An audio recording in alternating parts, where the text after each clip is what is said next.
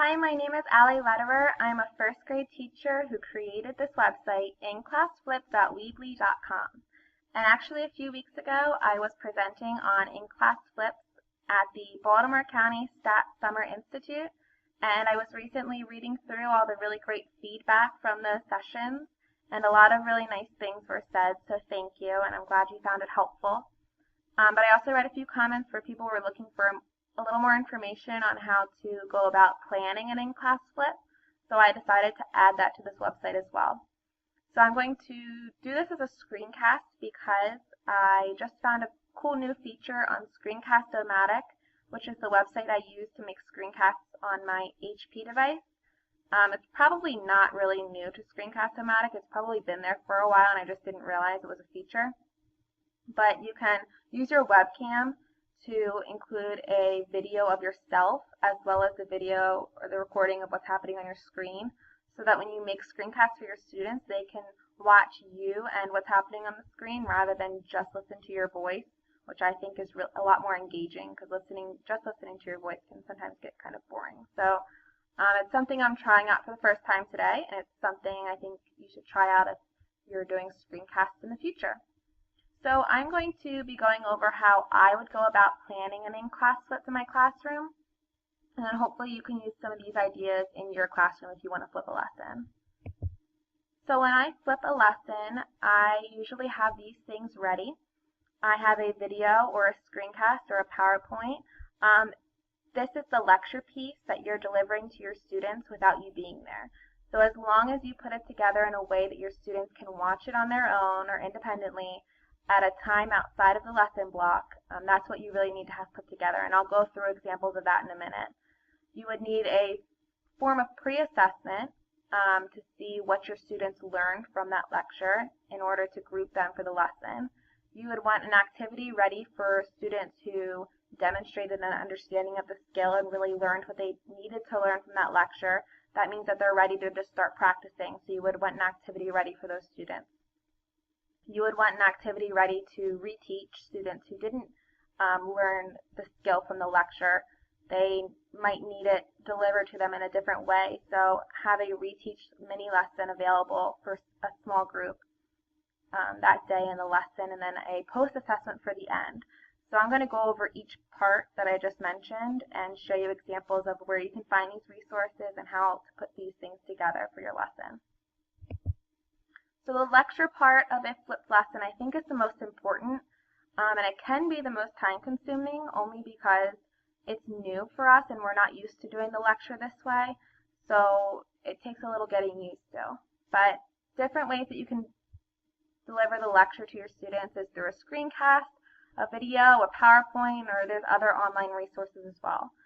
If you're like me, you in the past have used Active Inspire flip charts to deliver lessons to your students as a whole group, and I know my teammates and I have, through the years, we've put together a huge collection of flip charts for different skills.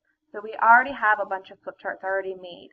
So if you already have a flip chart already made, all you would really need to do is use that flip chart and screencast yourself reading through it. So I'm going to show you an example. All the examples I'm going to show you focus on a reading lesson on nonfiction text features. So if you wanted to flip a lesson on this skill, these are some examples for you to do so.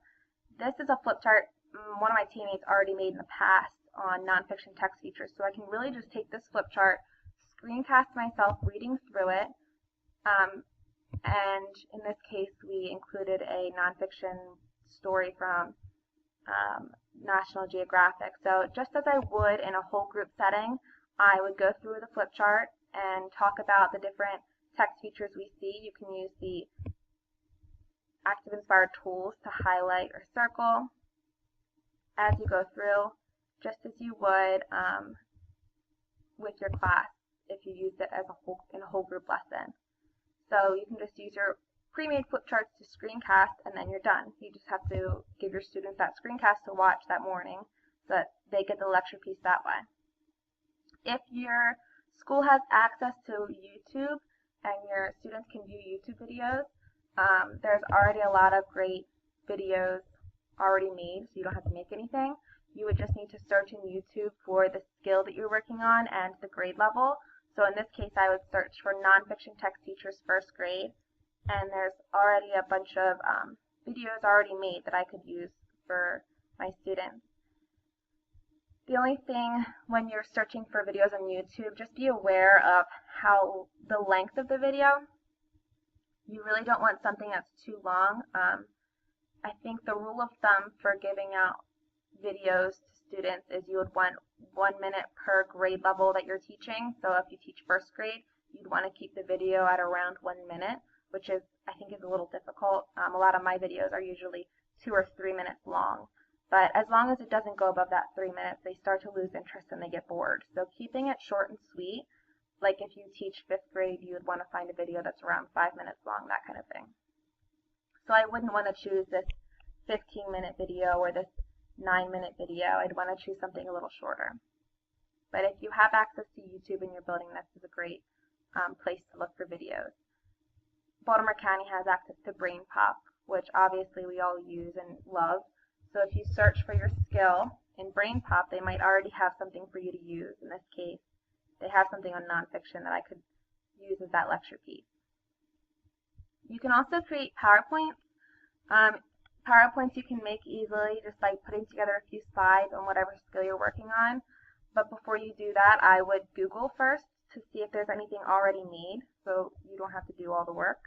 You would just want to search for the skill that you're working on, the word PowerPoint, and then the grade level that you teach. So I searched for nonfiction text features PowerPoint first grade, and I can already see that there's already PowerPoints made for this skill. So Teachers Pay Teachers has a lot of PowerPoints available. Some of them are free, which is great. SlideShare has some that you can use. I would just Google it first before you do any of the work to see if there's something you can download and use with your students. And then there's other online resources that you can use. If you visit on my website, the Flipping Toolkit, there's a list of websites that offer lecture videos. If you can't find anything, I would visit one of those websites. So having your lecture piece first ready is probably the most important part of a flips lesson. You would want a pre-assessment ready to see what your students learned from the lecture and which students are ready to practice and which students need to reteach. So it depends on what you're comfortable with. I know we, as teachers, we all use pre-assessment every day. So whatever works for you is what you should use. Since my students have the devices, I used a lot of online quizzes, whether it's Socrative or BCPS1 testing quizzes, or Kahoot, something that's going to give you immediate feedback. And in my case, creating online quizzes was the best for me because I didn't have to run off copies or worksheets or anything. My students could take it on their device, I could get the results on my device, and group my students from there. An example for a pre-assessment that I would use for nonfiction text features, I actually already had a Kahoot quiz made for this skill that I used last year. And what's great about Kahoot is you can add images with your questions, and I know Socrative and BCPS1 allows you to do that too. But you can include a picture of a text feature and have your students answer which text feature the picture is showing. And immediately I can see which students understand which text features and how I need to group them for the lesson. But if you don't have devices, obviously you just use whatever you've used in the past for pre-assessment, whether it's worksheets.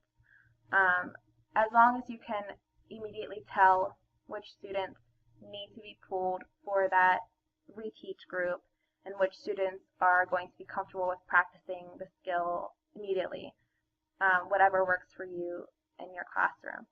If you don't have access to the devices, Clickers gives you immediate results and you don't need one-to-one devices for the students, so that's something to check out as well. So after you pre-assess, you want an activity ready for those students who demonstrated the understanding of the skill and learned what they needed to learn from the lecture. So having a game or activity or partner work or group work ready for those students to start practicing. So for this, if you have devices, then I would highly recommend using Wixie for this part. I used Wixie a lot to do activities for different skills in my classroom. I'll show you one example. this was actually a nonfiction text feature activity that my students did where they had, and you can't see it down here, but they had words that they needed to move to label their diagram, and each page was different. So it was really diagram practice. But there's other templates that you can make. There's caption practice to give your students practice with the skill. And I know that there are already Wixie templates already made. If you search through the Baltimore County folder, I'll show you how to get there.